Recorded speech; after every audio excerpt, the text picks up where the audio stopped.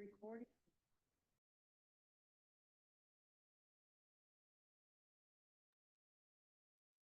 Hello, everyone. Welcome to the March meeting of CB11's District Needs and Budget Committee. My name is Jessica Elliott, and I'm the chair of the committee. This meeting is called to order at 6:37 p.m. Tonight, we are joined by Angel Muscane, the staff liaison to our committee. In order to conduct an efficient meeting, let's observe the ground rules. No one may speak until granted the floor. CB11 members, if you have a question about board business or wish to make a motion, please raise your hand and wait to be recognized. Members should not engage in a back and forth discussion. The chair will recognize the next person to speak. Please keep your questions and comments brief and on topic to the discussion. Members of the public, if you have a question or comment about the subjects on the agenda, please raise your hand and wait to be recognized. We will now take attendance by roll call. Committee members, please answer present when your name is called. Kenneth Crouch, present. Jessica Elliott, Present. Judith Cabral, Present. David Giordano, present. Sage Mason, Present. Dawn Sanders. Deborah Stanholm, Present. yeah, one. Thank you. The agenda for tonight's meeting was distributed ahead of time by the board office and was posted online. If there is no objection, we'll adopt the agenda as stated. Committee members, if you object to adopting the agenda, you may raise your hand. Seeing no objections, the agenda for tonight's meeting is adopted. The minutes from our last meeting were distributed to members ahead of time by the board office. If there's no objection, we'll adopt the minutes from the last meeting. Committee members, if you object to adopting the minutes, you may raise your hand. Seeing no objections, the minutes from the last meeting are adopted. The minutes of tonight's meeting are being taken by myself. Thank you to the staff for the draft. Are there any announcements? All right, any informational updates?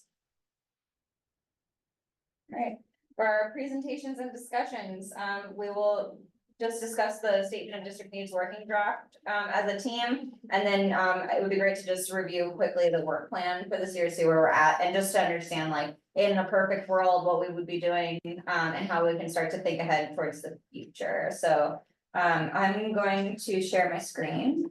That's okay.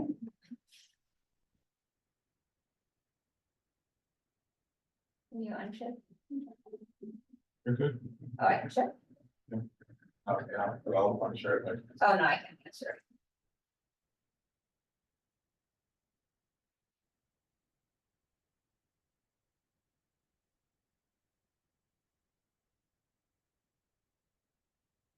All right, so last I looked at this document, it was very blank, and I see there's a lot of new information, so I think Sage, do you have you to thank for that? Yes, I did this for a couple hours today, Yeah, in preparation for this meeting. This is mostly just like getting stuff down on paper. I tried to highlight the three main issues that you listed at the bottom. yeah, And I also added transportation and public safety just because maybe I'm biased because I'm on the committee, but they feel like pretty important. yeah.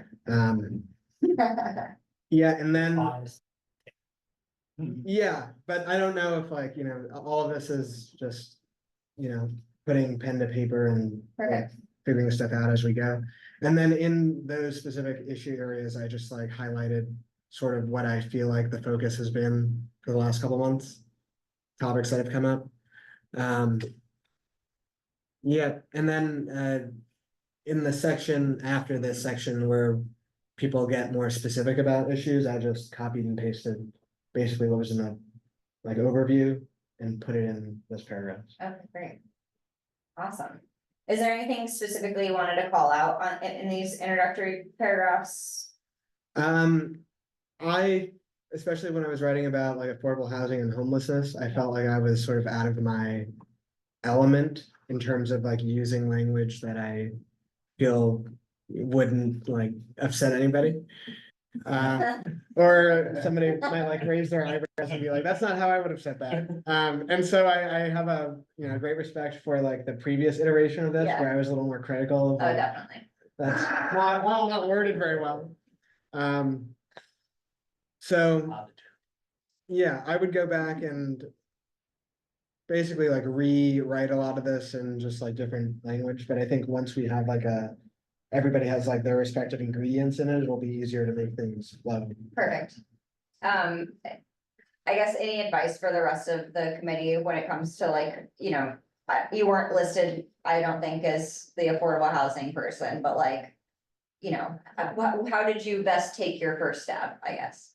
Affordable housing, I used the precedent from, the previous, statement of district needs for, I think that was 26. Mhm.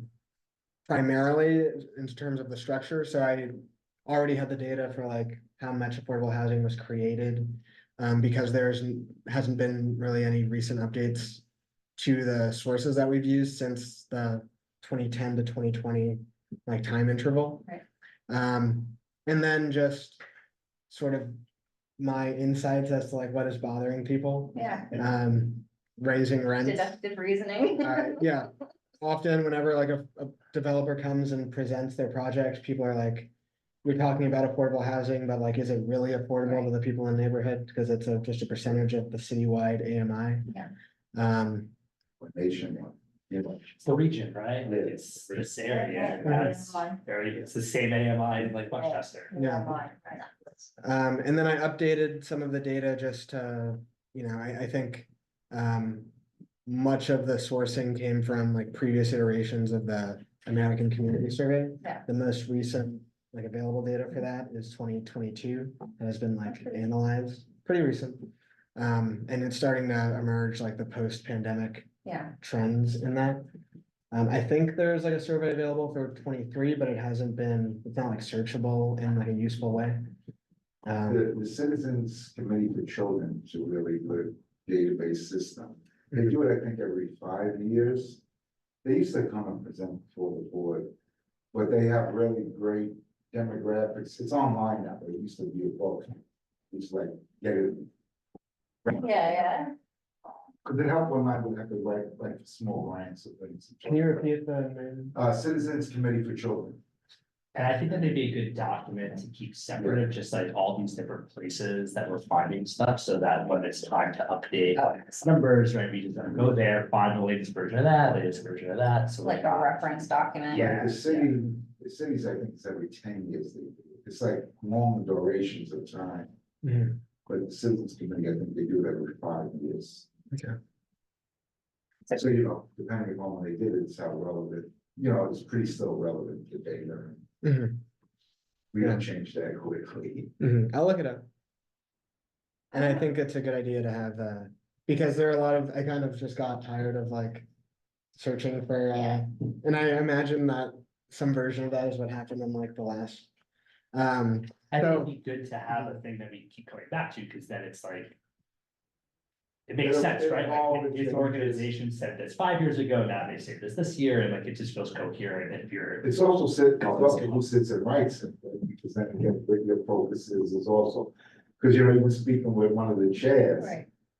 He really wants to have his be part of writing this. Oh, Like, absolutely. you know, doesn't want to just leave it to the committee to take the information, like they don't get involved in it. Yeah, we'll get into that. Yeah, so we'll have to like find that balance. Yeah, absolutely. Well, this is all, you know, us putting it on the table. We have to, you know, this isn't any way final, like. No, I of thought course that's we'll- good, like they're little teams as opposed to one individual. Right. having a, You know, interface with, because technically it's supposed to be all the vice chairs. In a perfect world, yeah, Oh, yeah. never. In a perfect world. But I do think, it's a great idea to have like a reference document, and I wonder, I don't know if, I used to get data from Esri Data Tapestry, because it seemed like the most granular relating to zip codes. So I can add that to the mix. And then I'm sure that there are things that interns of the community board have done in, like, that are doing right now and have done in the past that we can use and pull into those documents as well. So that's why it's really good, the citizens committee, because they do the districts, so it's like based on CBs and stuff like that. Yeah.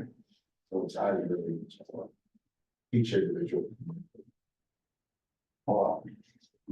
Thank you so much, Sage, for taking a stab at this. I think it's so much easier to start a document when like there's been like effort put into it, and I think hopefully the rest of us can you know, build off of this. So to David's point, I did hear, and I think there was just general confusion again, because this is the rebuilding year, that I think chairs were expecting the committee to reach out to them about the response to the preliminary budget, which was not like what I asked you guys to do. And so I take responsibility for any chairs who feel like they were left out of that or not contacted, because I definitely contacted them. And I think we still had a collaborative product that reflected the chairs and their committees, wishes who contributed.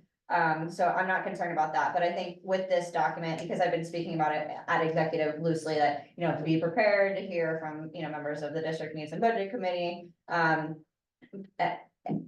that we can flesh out these like overarching topics for each policy area. So the one thing, I think we should discuss before we jump into this is like, we've lost, Stephanie, and I know we won't have Judith for too much longer, but I just wanted to thank you, Judith, for your service. I do think there's a lot of policy areas here, and basically there's going to be 5 of us, so how, I don't know, like, does it even make sense to be in groups anymore, or do we, how do we want to handle it moving forward? So think about that.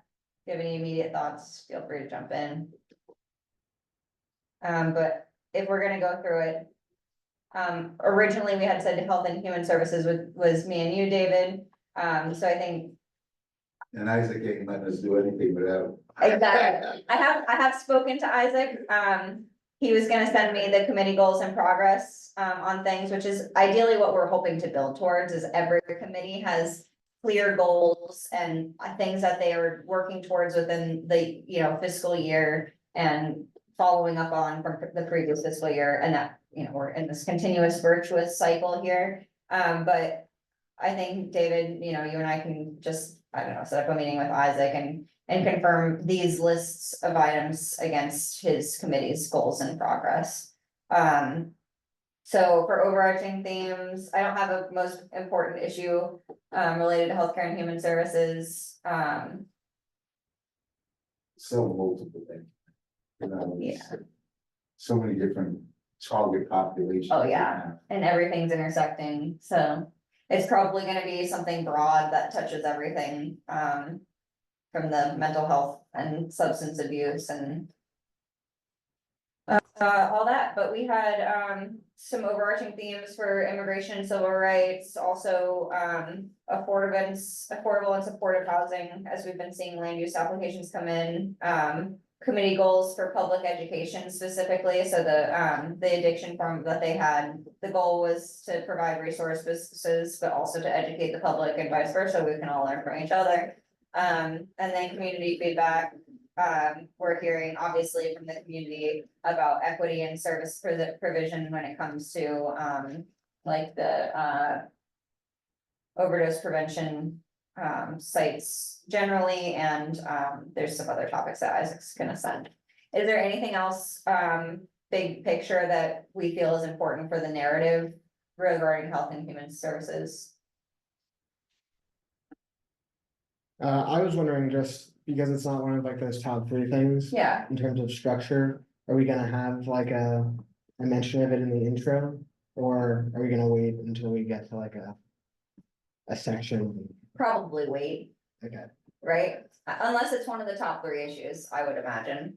I think that helps because it makes the overview a more reasonable chunk, but if you were gonna just read the overview, you're not gonna be overwhelmed with like multiple pages of like scattershot all over the place stuff.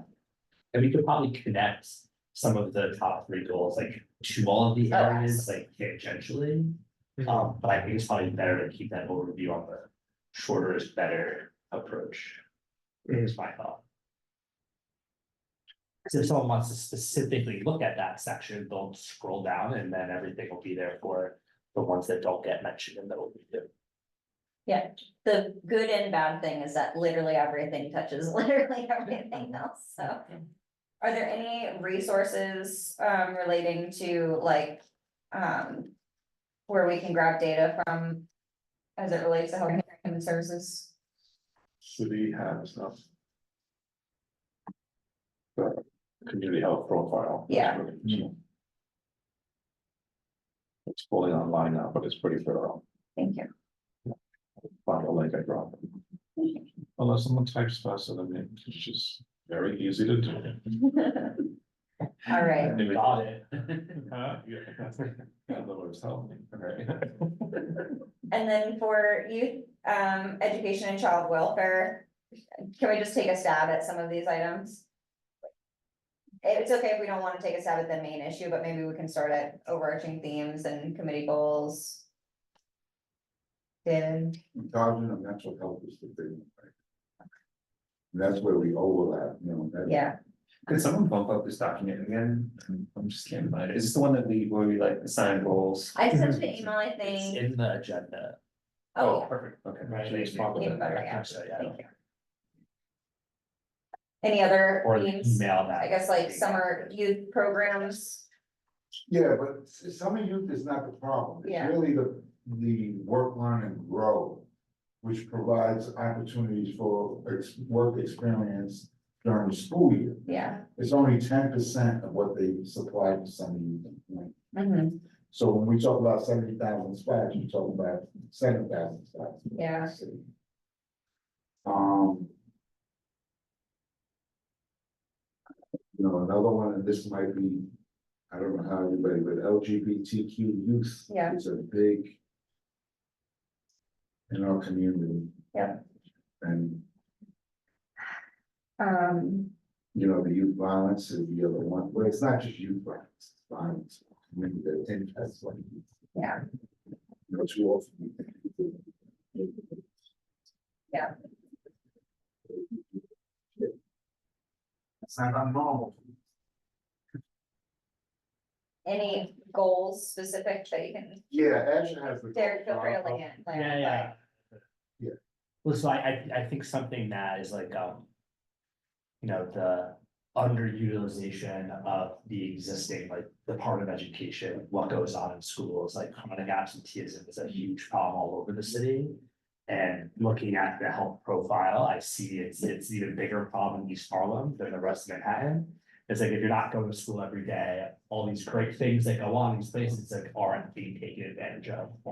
You know, like if you keep kids in school, we can do so much prevention and not have to do a lot of caring once they age Yeah, I out. think he just, or Derek just hit on something too, because you know, mental health is one part, but prevention is another part that's really needed as well. for youth. Yeah. And you know, that's some of the programs we provide at the school. And we actually do an Oasis prevention program. It's awesome, yeah.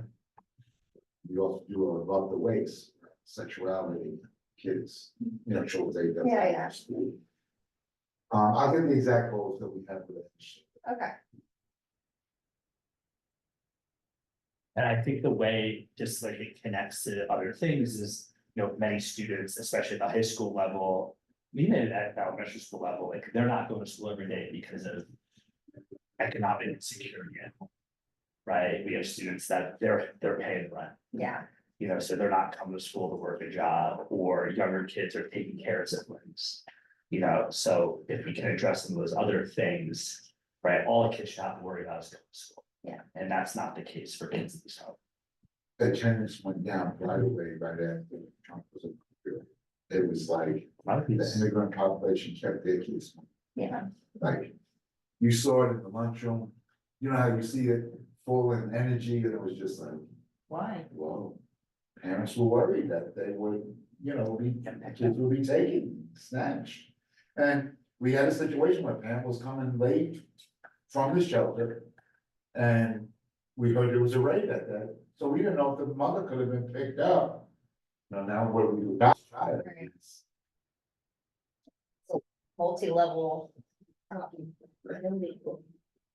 Huh? Well, it's not even legally illegal, it's, you know, they're doing these sweeps and picking people up, and it's, Doesn't matter if you're legal anymore. right. I mean. Some of the stuff we hear is crazy, right, but decide, let's stay focused on what happened. Okay, We're not gonna resolve those other issues tonight. all right, so we'll reach out to Asher and just fill out I'll get. any other goals and committee actions. Anything else, Derek, you can think of? No. Okay, I mentioned, like facilities of, you know, city-run schools. yeah, Um, when I was on the Youth and Education Committee, there were a lot of requests were about like updating facilities, Oh, making yeah. renovations.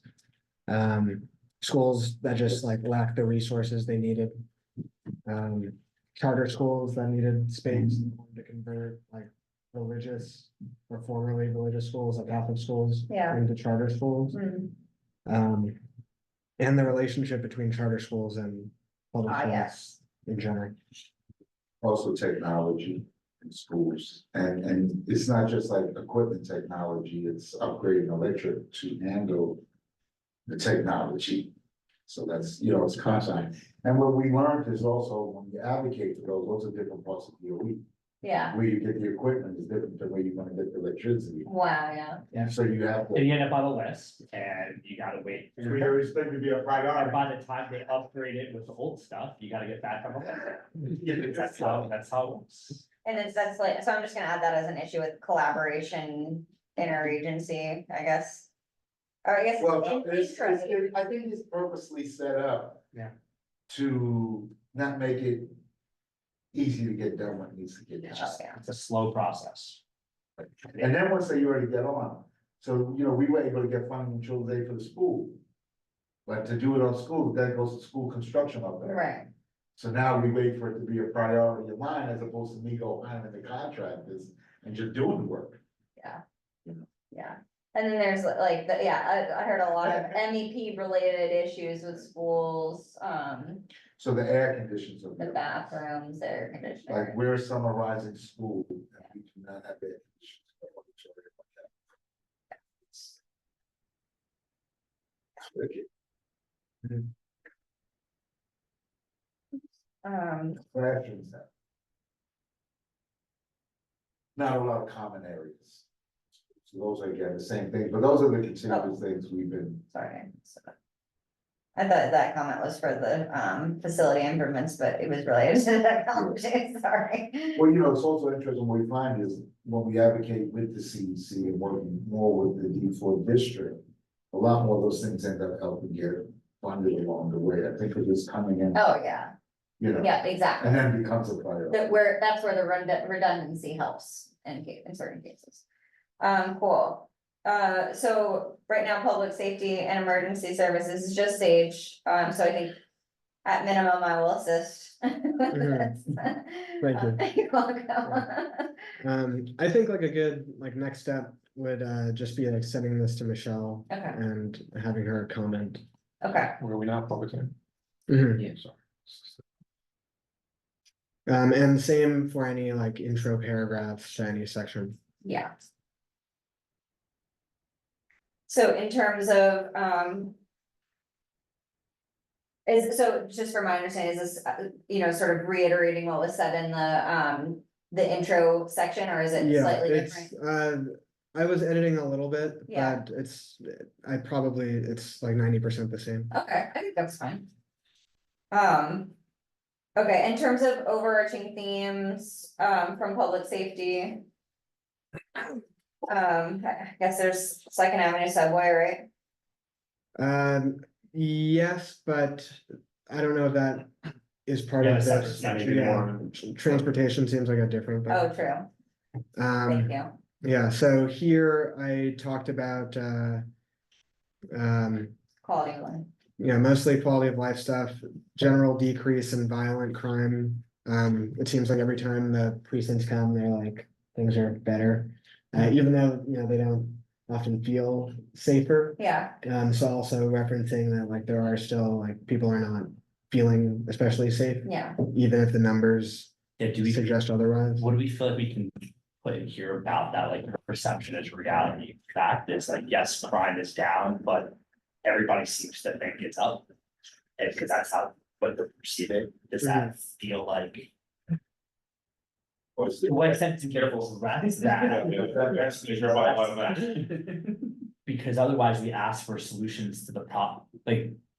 I feel like some people wanna ask for solutions to problems that aren't happening. Where's that? And Mhm. not Just a solutions to the response. actual problems. Yeah. Interesting. But then we don't really deal with the real problems. Right. Facing. Yeah, Yeah, well, this is. It's called diversion. Bit of a. Yeah, I would, Yeah, I didn't have. careful, careful. Oh, no, this is a safe space, say what the hell you want. But, it's, I, the perception conversation drives me crazy. Yeah. You're not insane to observe something, hear something, and have a feeling about it. Absolutely, And yeah. I'm complaining now about the podcast I listen to. Cause there's so much conversation about like, oh, and the mayor saying. It's in your head, or, like our numbers are, statistics are straight bullshit. Like everybody here, I think's been to college, or most of you. Yep. You use statistics to make certain points when you wanna make certain points, Right. right? And you ignore other statistics to ignore points that you don't wanna, make. Nonsense, if you feel uncomfortable, you're not crazy.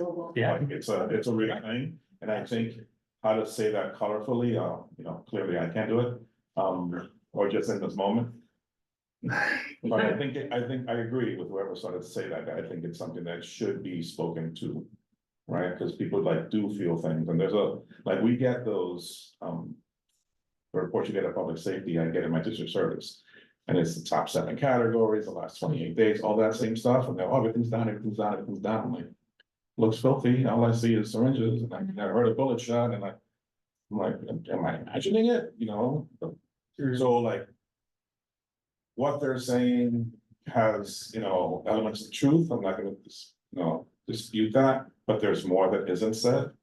That you all are observing as you're walking around and experiencing the city, and I think that's valuable too. Than to just like,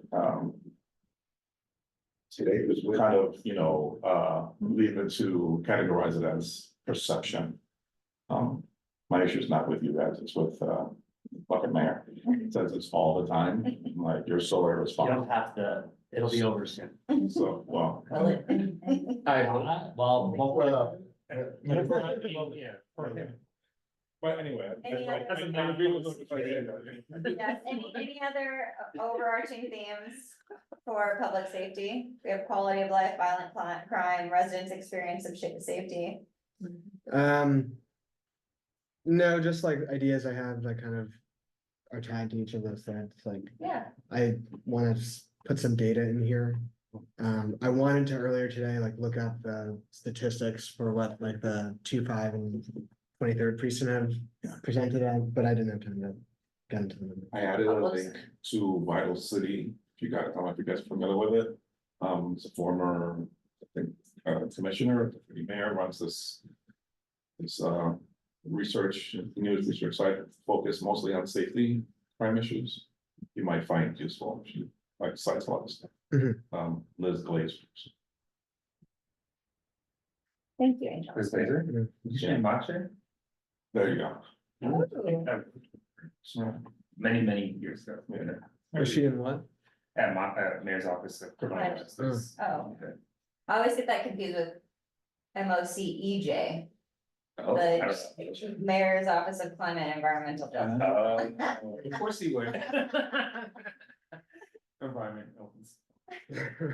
For emergency services, I guess, Angel, do you have any advice on that portion of this policy area? Because it's, I think we tend to look at this through the committee lens, and emergency services, Are we under core infrastructure? no, still on public safety and emergency services.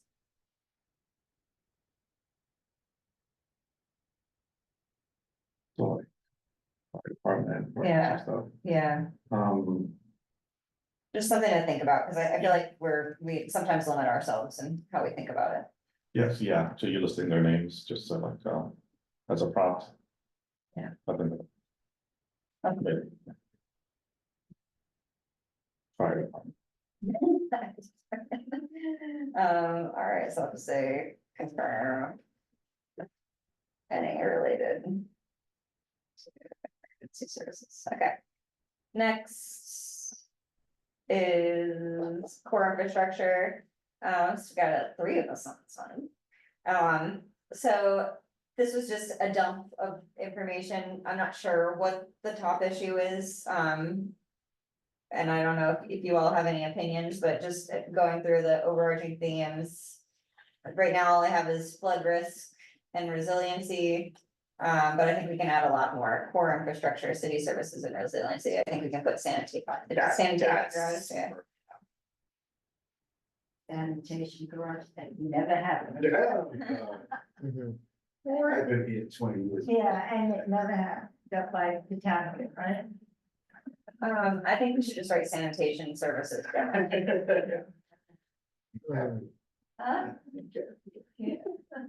I'd be curious, I haven't heard anybody, maybe it's because we don't have like very many landlords. Like community board, but people talking about the transition, the.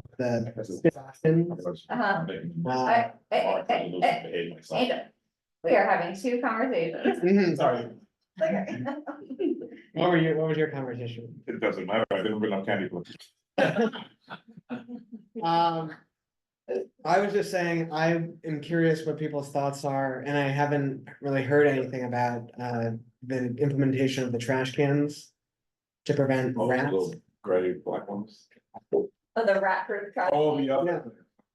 Citywide compost. We have them on. Is that the same? That starts, beginning of April. People start getting fined for it. Oh, so there's the new compost trash cans that have been provided, which is, I think, separate than from what you're talking about, which I The think rat proof. are two things. There's The the, litter baskets. The Yeah. new litter baskets, you're talking about the gray and black ones, is that? I- what you're- The ones I've seen are like brown. Oh, those that's are compost. That's not compost. Okay. Little Yeah. brown All I know is that you're not allowed to have like trash cans on the street anymore from trash bags. trash bags, Bags, yes. yeah. For like mid-sized apartment buildings, Mhm, which is like a real change. mhm. Yeah. Anything better. But the big buildings still do it, right? But they will get phased in, it just takes Okay. them longer because they have to buy like, We have them, and much more. Yeah, we are their own. yeah, we have them, and they changed the hours of the pickups, so we had to also change that. You have to put the bags out later. Yeah, you have to put the bags out later. Uh-huh. Yeah, I'm curious like how that affects people's quality of life. Well, because it's there's the ones for building, but then there's also supposed to be public trash cans on the streets that are. The gray and black one. Yeah, so you're asking what the response has been to the gray and black ones? I haven't heard it, Okay, Mhm. I think they're small. I think they're too small. yeah, They're cute, but they're too small. When they first implemented the change and the hours for the set out, we were getting calls from supers. They had to That were, work later. yeah. Yeah. And like, this is after my shift, I don't, something, I have to put it on before I leave. Yeah. And then the building is, risky and getting fined, so they gotta figure out hours and all that. And then there's Those kids, other conversation of like, are we gonna do I guess. containerization in the city? They're cheap. Right, that won't solve it, but that'll do a lot. yeah. I don't know if we have that pilot in our district, they're all over Central Harlem. Yeah, Central Harlem is in the pilot, Yeah, the Yeah. schools, I'm like, that's smart. yeah. It looks, pretty clean when I'm driving by. Um, Like, it's funny because those members of the board that will remain on the thing, they get mad because CB11 always gets used for pilots. Yeah. Like, some of these are really good. Yeah, Like, I wouldn't mind that pilot. And it's gonna cost you parking spaces, like I hear, somebody getting upset about that, but it's rats, parking spaces, yeah. balance, Um, containerization, like the whole rest of the globe, what about core infrastructure? water mains and that kind of stuff. Yeah, I guess we've always been talking about we've had a lot of big developments come in and they've had sewer system, like, it's Yeah, funny, we they're were having very- a lot of water main breaks, but it doesn't seem as much lately, or am I not hearing of them? I was never paid attention to There was a collapse, but it wasn't in our district, thank goodness. Right, but, A street caved in because of a water main. A road. but it's a 100-year-old community, over 100, pipes gonna go. They're working on my block right now, they tore up half an hour, so, Yeah, it's been going on for a while. yeah. So they've been prepared, right? They're- Before you build the big buildings, you gotta start the sewer system. Yeah, 125th was held up for a while because of and it was, it was an unrelated project.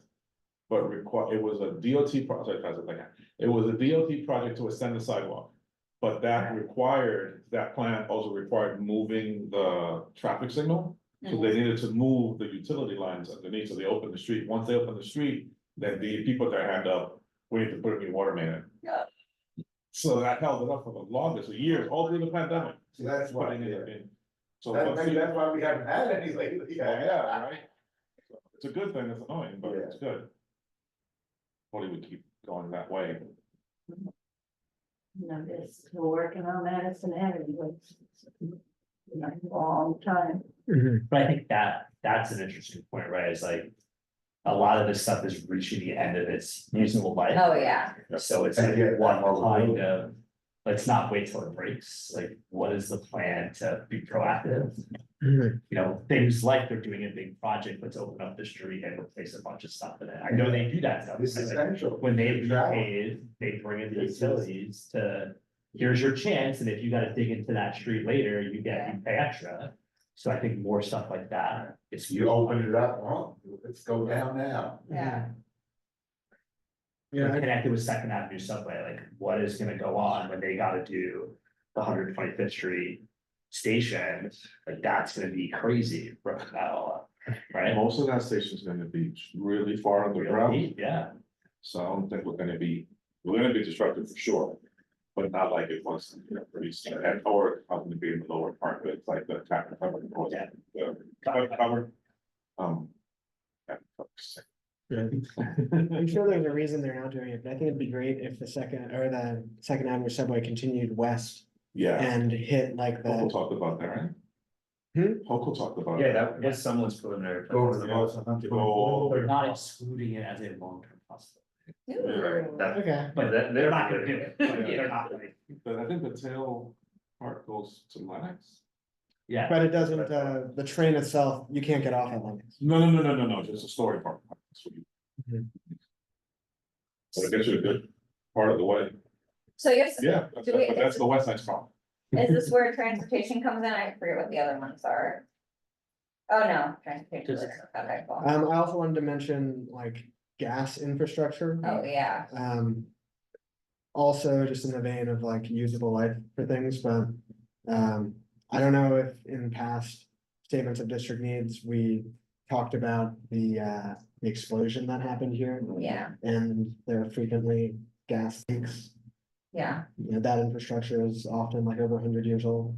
yeah. And how does that tie into, right, that you can't put new gas appliances? Yeah, I just added adjustments to electrical citywide, and that plays into, I think, a lot of the environment open space parks presentations that have been hearing about for years, the renewable energy that's being brought in from Canada, and I don't know how that's going right now, but yeah, I mean, it was kind of stuff we didn't really pay, I mean, we paid attention to it, but it's like, the impact is so large and long-term that it didn't, you know, it's hard to imagine its impact right now. Can like renewables be a theme? Yeah. Because I'm also thinking of that, project we saw, land use, they're just doing geothermal. Oh, yeah. And it's like, you wouldn't necessarily think like, oh, that's a viable option in New York City, Yeah, and like how much more of it could there be? Since it is a really great energy efficient way to. Yeah, you go. yeah. Any other thoughts on whatever this core infrastructure, city services and resiliency? Oh, also maybe the aging, like NYCHA infrastructure, that could also go into housing. Okay. Or human services. Yeah, Probably housing, I think.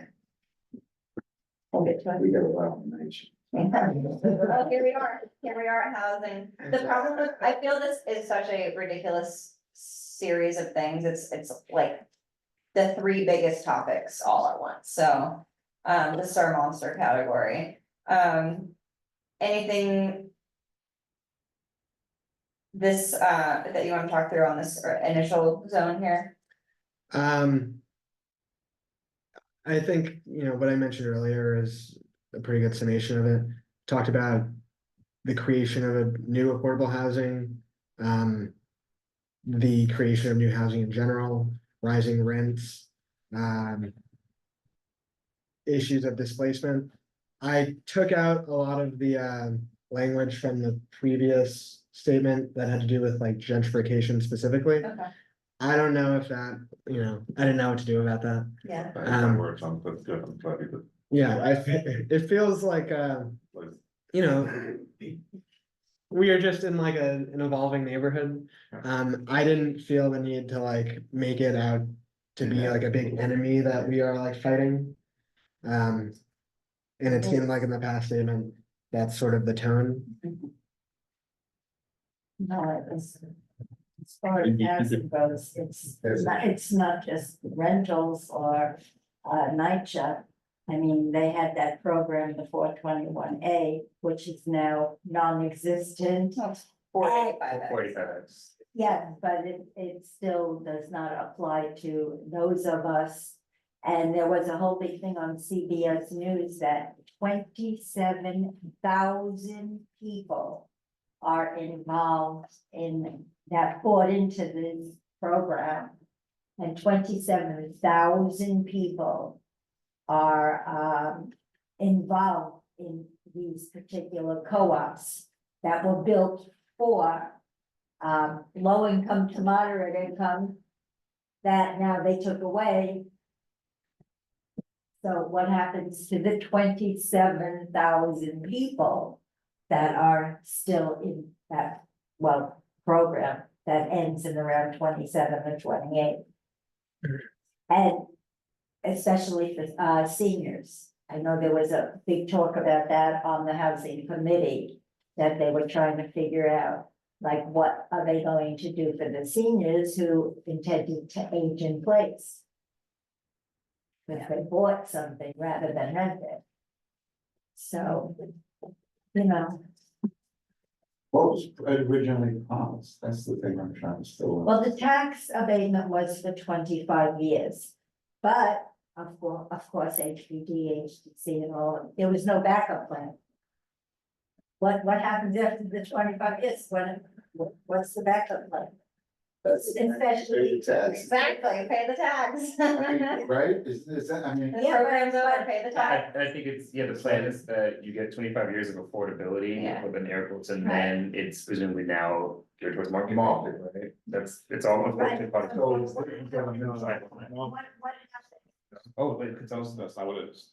So those apartments were sold as affordable at affordable prices. As part of that program, there was a tax exemption for a certain period, right? Right. So that's 25 years. That means property tax exemption, right? So you bought in for an affordable, the affordability does not go away. Right. It's just the property tax abatement. All right, that break, You would that pay your just, normal it tax. sunsets after whatever the period is, 25 years. right? oh, J50.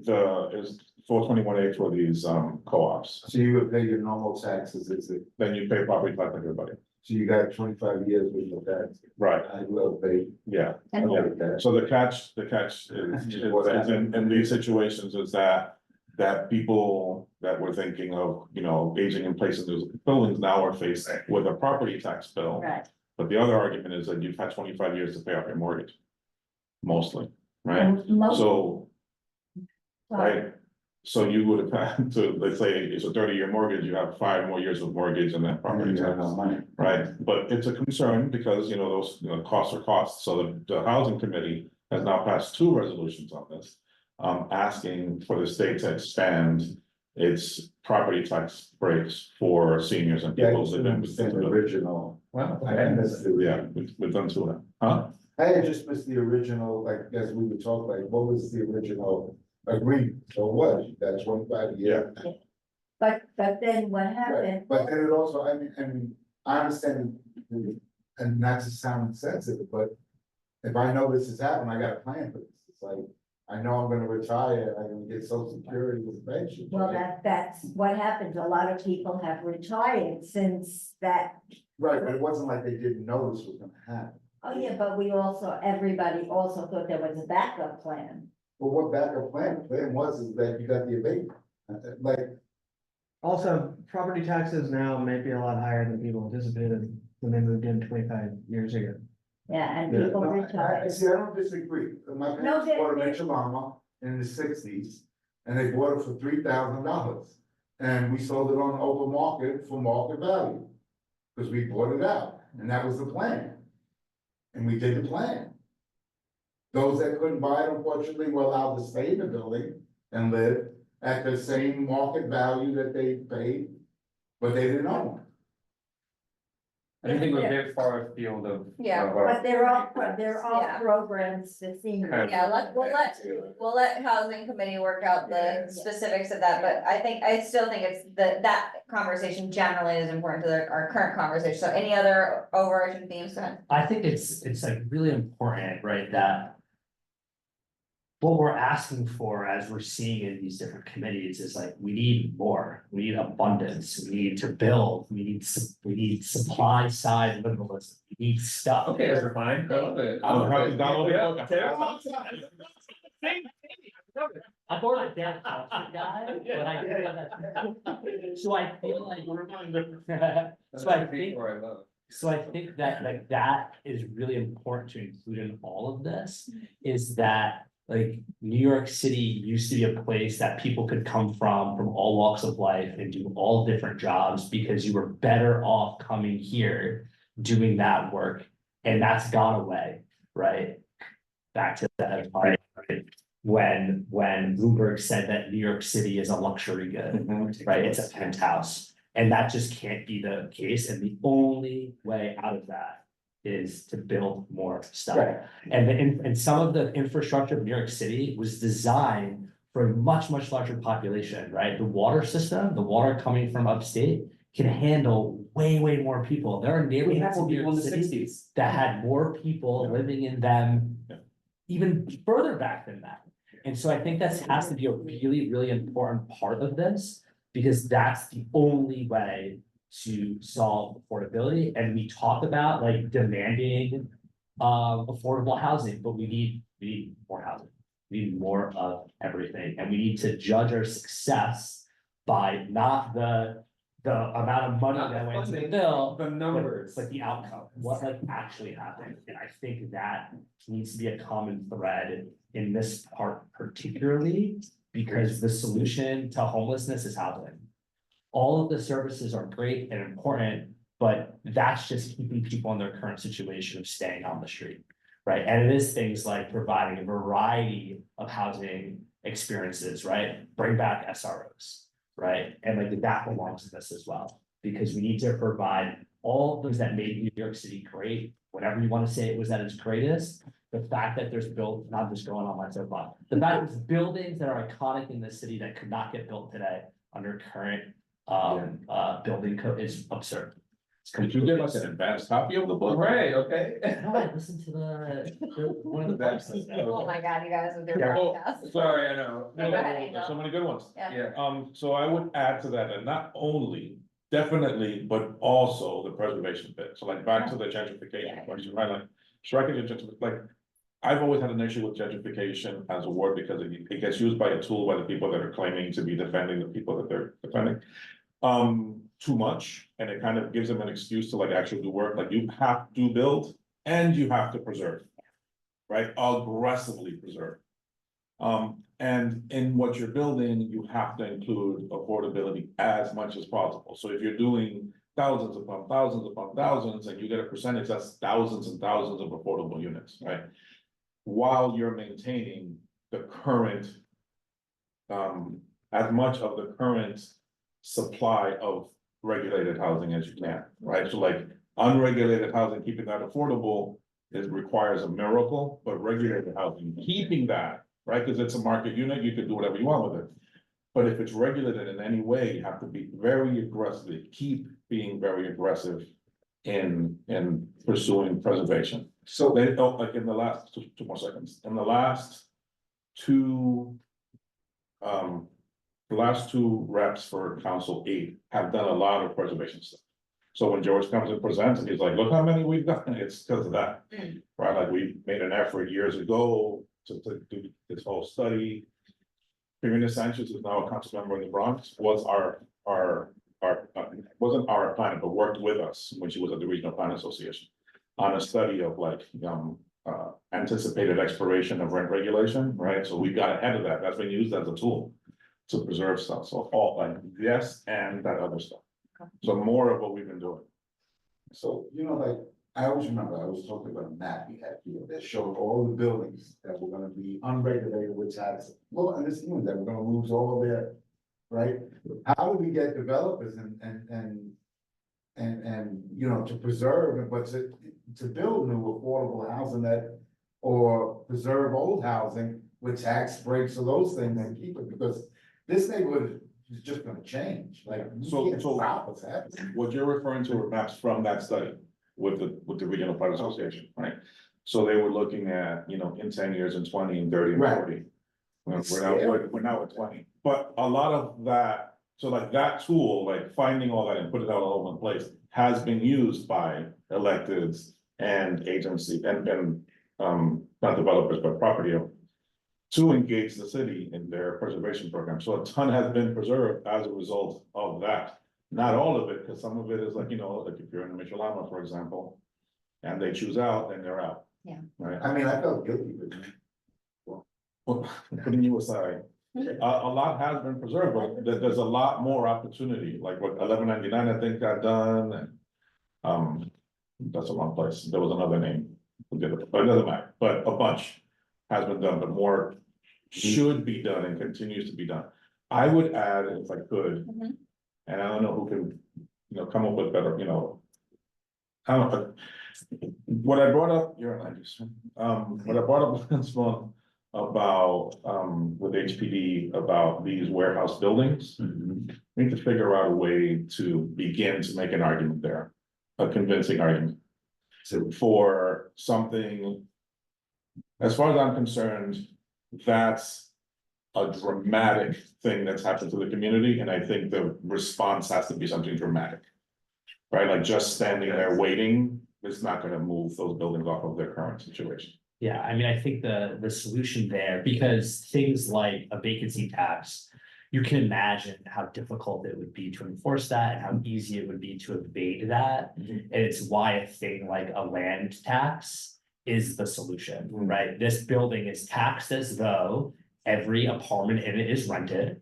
And it doesn't matter that it's empty, and it doesn't matter if you tear it down, this is your taxes, so either.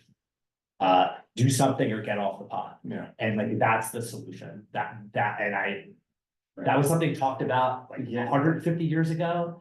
And I don't know if it's something that has any traction, but it's gotta be economic. Get them to leave the property, get and sell it to someone who will actually develop. develop it. or take the damn thing, Eminent domain, yeah, oh, yeah, that's just Yeah. take it.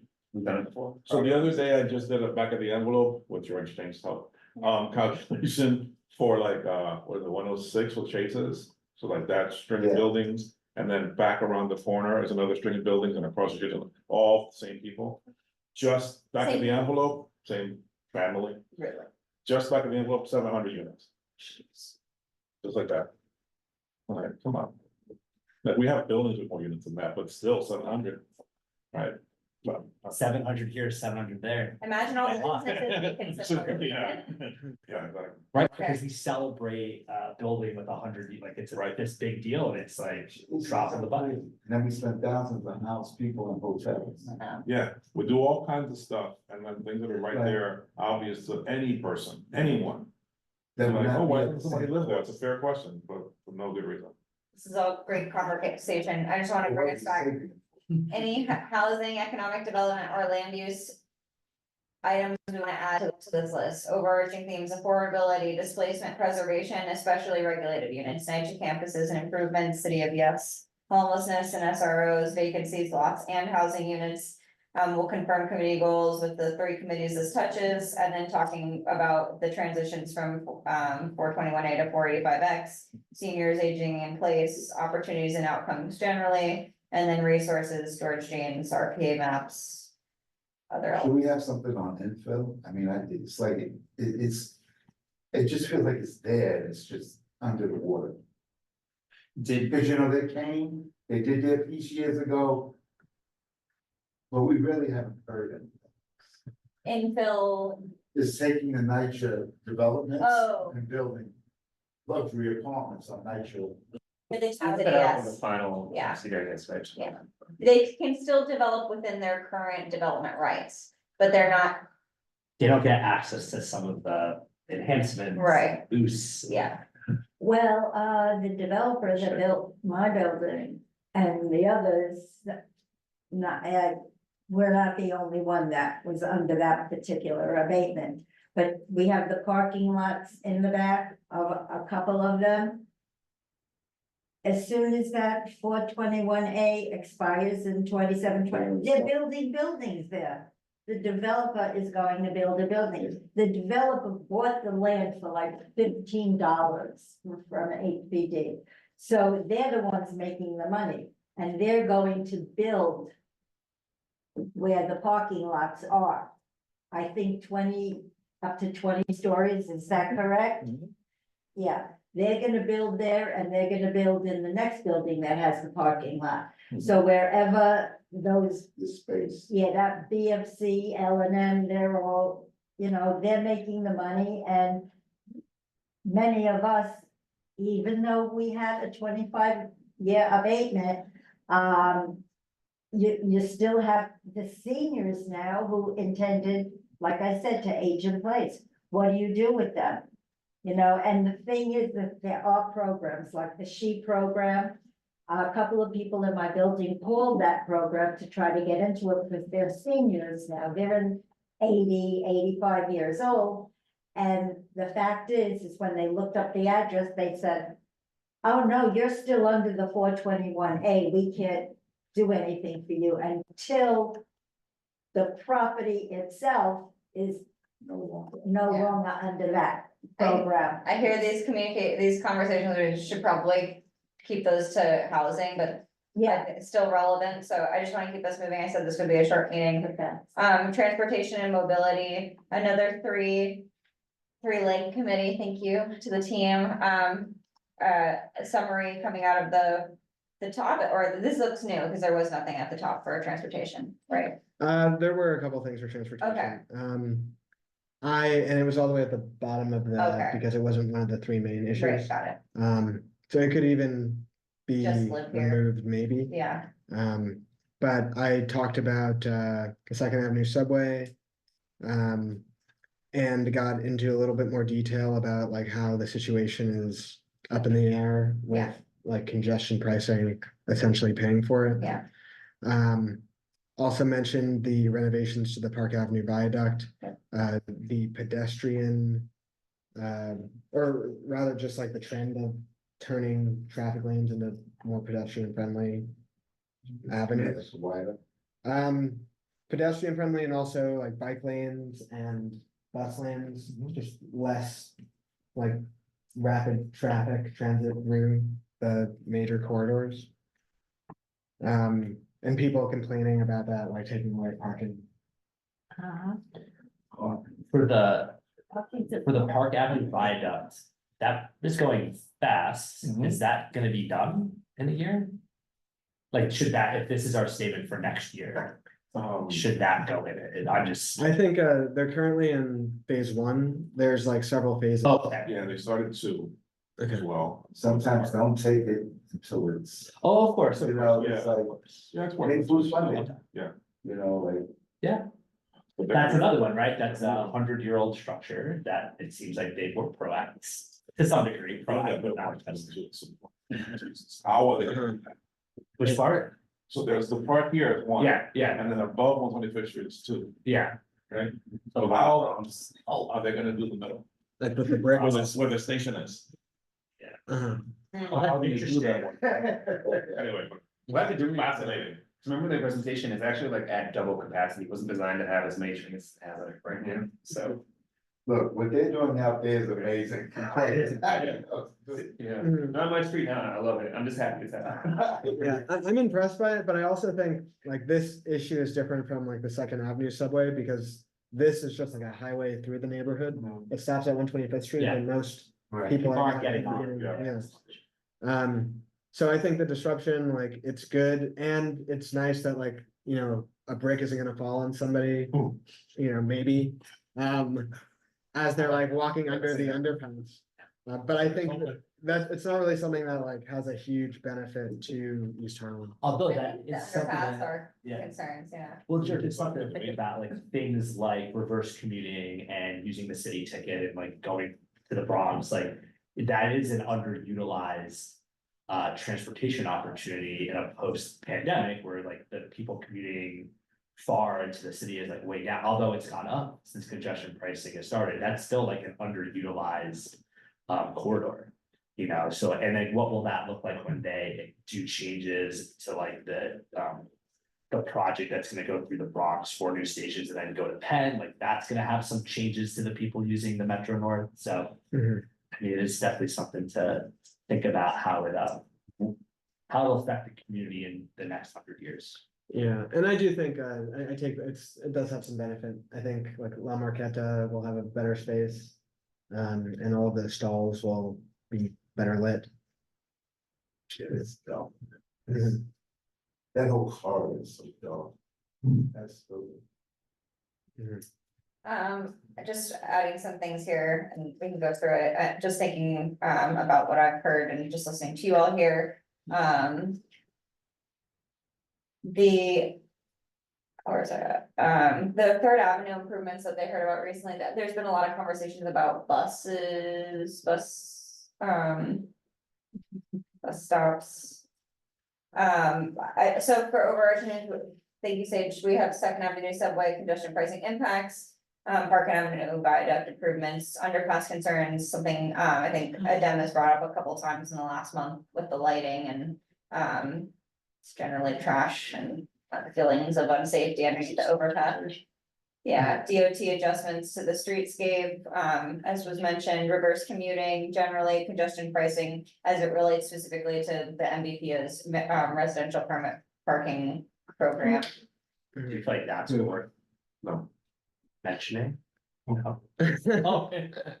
I think the residential parking, yeah, I can throw that in there. There what?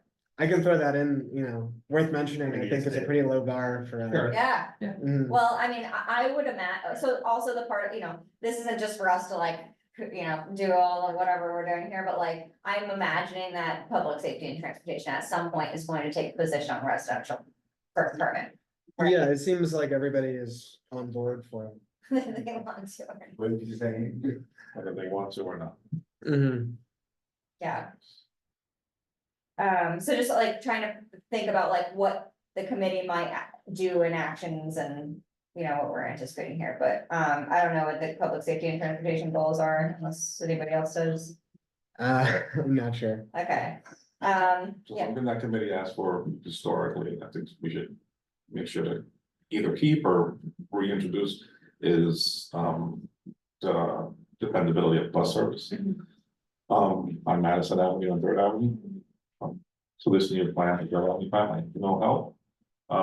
But Madison Avenue buses are ridiculous. The M1 bus is like the G train. It's such a rumor. Mhm. It comes, yeah, it's on the map, but you see it once in a while. Mhm. it takes 15 minutes to get from the bottom of, Marcus Garvey to 110. Yeah. Are you talking about the number one though? Yeah, Mhm. The water.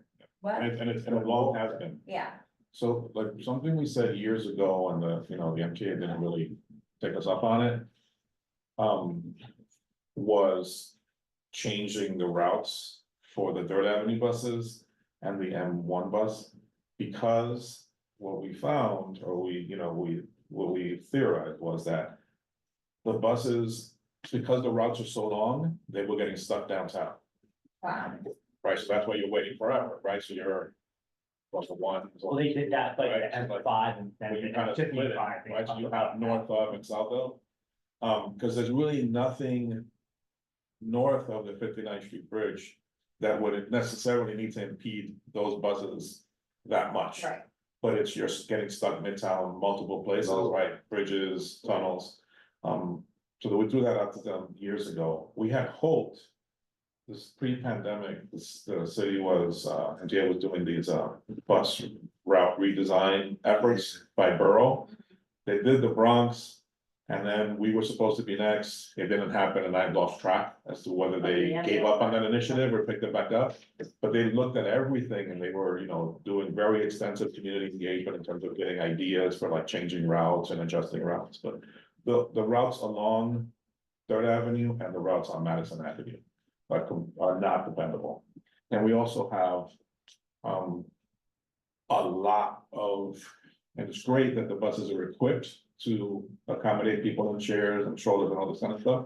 We have a lot of people in our district that use that. Oh, absolutely. So, which is great, but it also slows buses down, so like.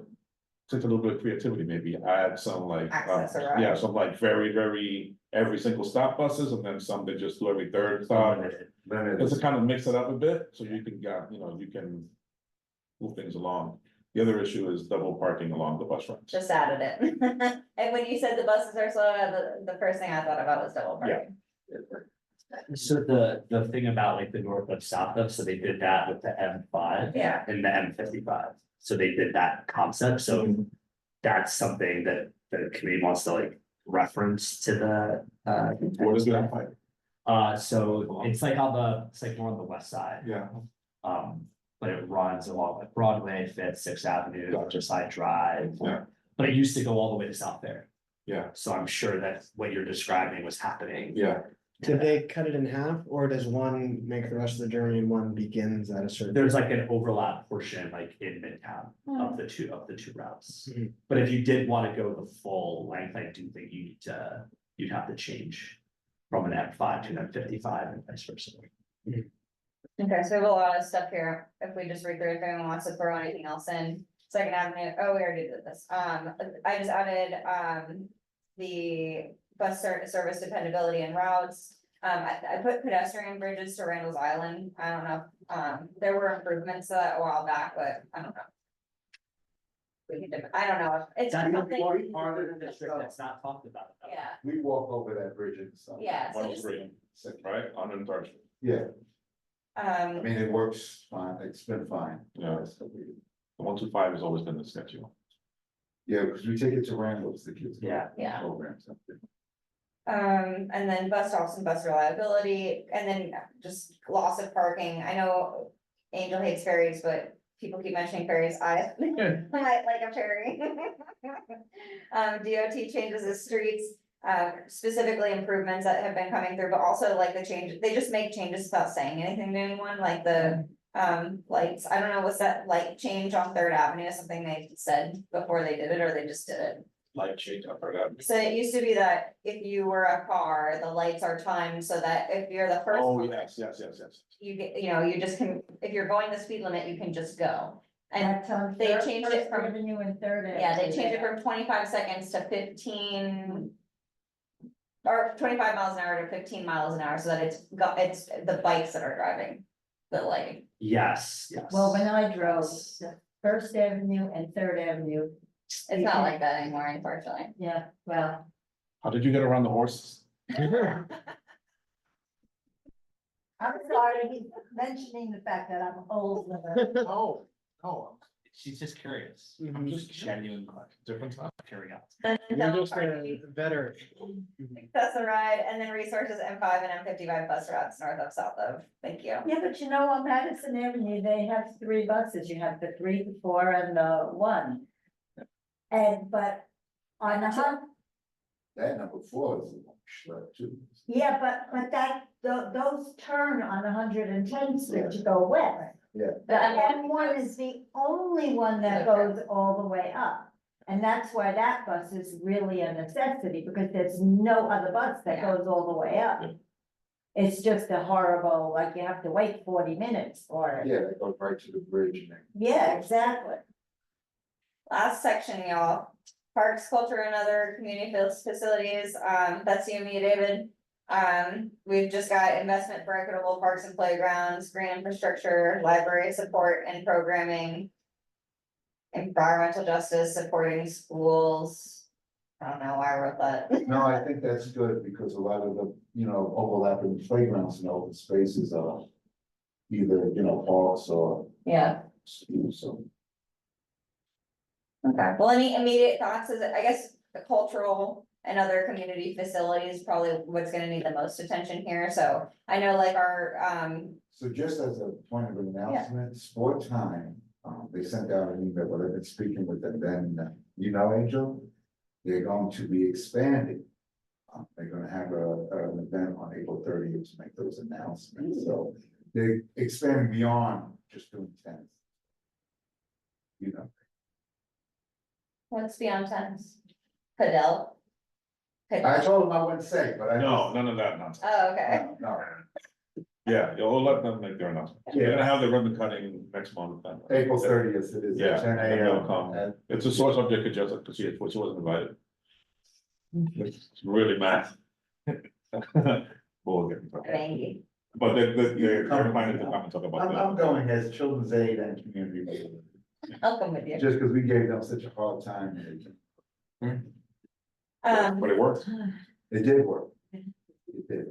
And they've been committed to, Yeah, they met with me a couple months ago to talk about some of the stuff they want, work with. okay, And I use them now, because I have disclosure, they do tennis lessons with our school at Randall's, and they come do lessons on Tuesday after school for that school program. okay, great. And I also just added, I know we have some funding issues with some of our cultural centers, so Africa Center, El Museo del Barrio, Angel just added, Julio de Burgos. We got some of our big boy parks, we got our, hopefully our small parks also get attention. Mark's got a lot of love. That's good, it did, yeah, And Hunchette Street Pool is that Same still park. on? It's not, I mean, I know they were another safe park. the mirror, Yeah, yeah, it's still in construction, yeah, no, I walked through this park. oh, yeah. I- What'd you say, Angel? Nothing. Nothing. All right, Will Monmouth also fall under this? Yeah. And if so, Candy brings this up a lot, I think it was before my time, was there funding earmarked for renovating the space and like money disappeared or something, you know what I'm talking about? They did some renovating, but nothing. For La Placita itself, or for La Placita. Maybe like I said, but like, Yeah. They had fixed it and then ruined it. something like that. Yeah, but they have to pay to fix it. Yeah, it'll be the same, the way that it was, La Placita. La Marqueta's ongoing. I think there was a specific response in the budget, Oh, there was. yeah, to that, it said, basically like. There's an agreement in place that's supported by La Marqueta and La Placita, so it's just like a matter of going through the steps in the An process. agreement in place for La Marqueta part or the La Placita? I don't know, I have to go back to the original budget Yeah. request, I'm just remembering that there was a specific some- agency response regarding this relationship. Great, okay. Anything else for parks, cultural facilities? Community facilities? Okay, the last thing I wanted to touch on, well, before we leave the subject, if everyone, Community boards. what? Community boards. Community voices. Community boards, What's that? funding for the community. Oh, That's kind of self-motivation. Yeah, a few of us DMs are gonna testify on Friday. excellent. They've actually literally taken us off the agenda. Wow, So historically, government operations, sorry. That's not aware. It's budget. Historically, government operations, when they would have their hearing, they would have a slot for community boards. yeah, And the last 2 years, they've taken us out. So now we're bum rushing the meeting. So last year. I'm not organizing it. Is that for plausible? Very nice lady from Brooklyn is bum rushing. Sweet lady. And she went last year and they were like, oh, you're not on the agenda. And she just lit them up. Like, what are you, who? What's the plan if you don't make it Tuesday before board? Well, me, I'll be fine. I'm submitting. Kenneth could be your first call. I testified before. I testified the year we got the 42,000. From Francisco, whatever, same, Cabrera, Fernando Cabrera. But then after that, once he's down, then they went back to nothing. The issue is that we haven't had a baseline increase in a very long time, right? So we're here and costs keep rising, so you have no room to do anything. So we're asking for a baseline increase. all right, so I guess this is my final plea to us all, I think, to, just work together in our groups, I think, I'll bring this up in executive tomorrow and just, let everyone know who's in charge of each area and that, you know, here's our outline. Maybe I'll invite them to just collaborate on this document with us and, invite them to join this meeting. That'd be good. Maybe we do two at a time, so Yeah. not every, you know. Yeah, but thinking about the future, I think it'd be great to look at our work plan for, generally, so. This is, you know, I basically copied the final work plan that we did together, Angel, and pretended like we completed everything until today. So ideally, we wouldn't have met in March because there would be nothing for us to do, right? This was good. This was great. In April, we will, receive the executive budget documents and, have a response to that. And I guess, Angel, I don't know, how different generally, obviously, some of those responses may change, but how different generally is the process for this, the April effort versus the February effort? You mean in terms of preliminary and executive? Yeah, As far as it relates to us? yeah, Not much. Okay. So they have another round of hearings. I don't know of anybody ever testifying at those. It is pretty much baked by that point. Yeah, it's not much there. okay, but we'll still plan to review the executive budget documents. Yeah. And compare to our preliminary responses, and a couple things that we changed in here, the public survey opens next month with Department of City Planning, right, Angel? Yeah. So, that's obviously not something we have to worry about, but something that we should know that we can begin to promote, and get responses to.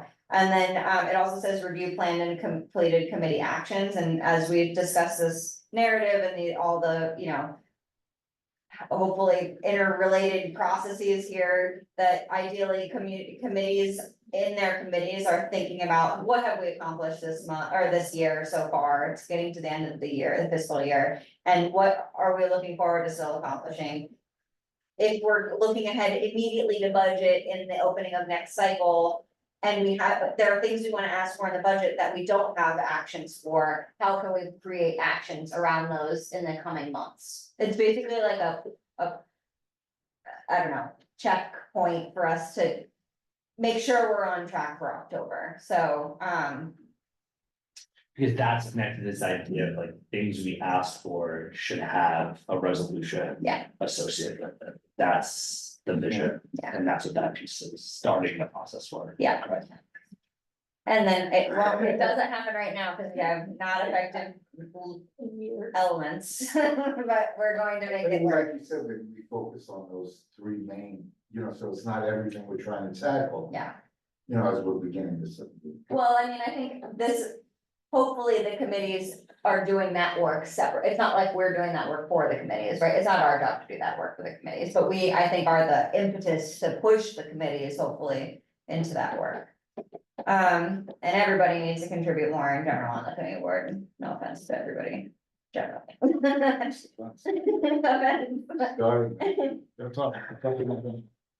In May, there would be, as Angel, you mentioned, ongoing public testimony. We could provide testimony if needed.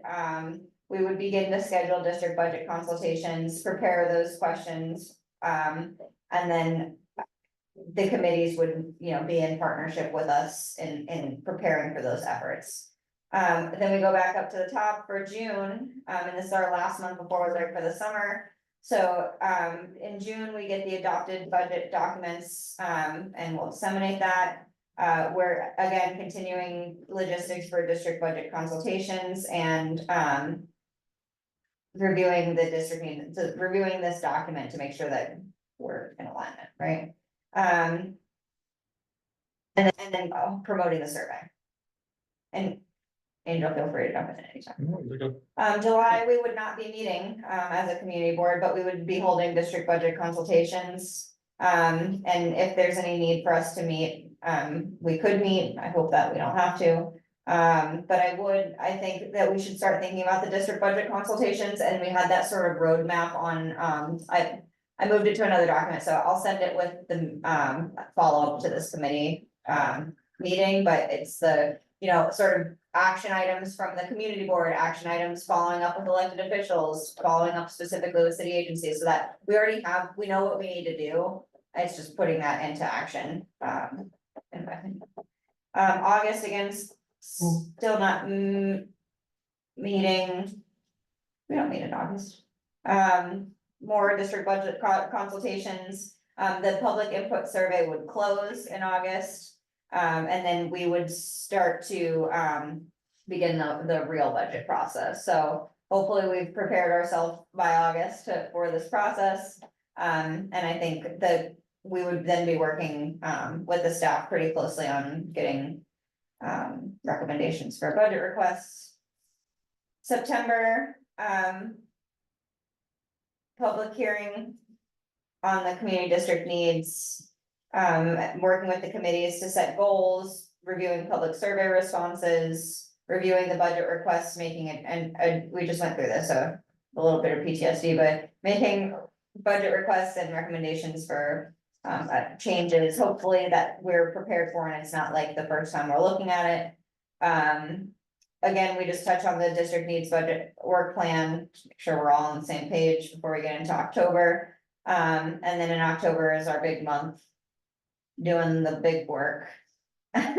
Ratifying the budget requests, and then November would become our lessons learned month, December becomes OMB plan, and again, just another checkpoint on committee actions. And then we just went through January and February, it's just the preliminary budget exercises and public hearings and testimony as needed. Any thoughts on the process, things that we should be aware of or aren't thinking of?